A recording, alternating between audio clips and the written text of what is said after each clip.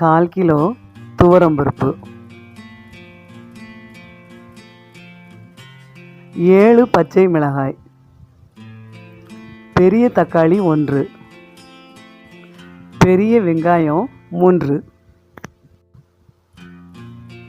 பூண்டு தேவைக்கேற்ப,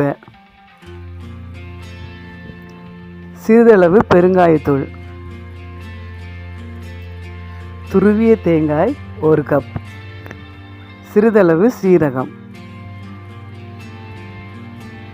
மஞ்சள் தூள், மிளகாய்த்தூள் சிறிது,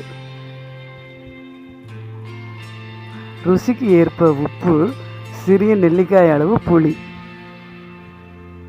தாளிப்பதற்கு வெந்தயம், கடுகு, காய்ந்த மிளகாய், கருவேப்பிலை இவை அனைத்தையும் எடுத்து வைத்துக்கொள்ள வேண்டும்.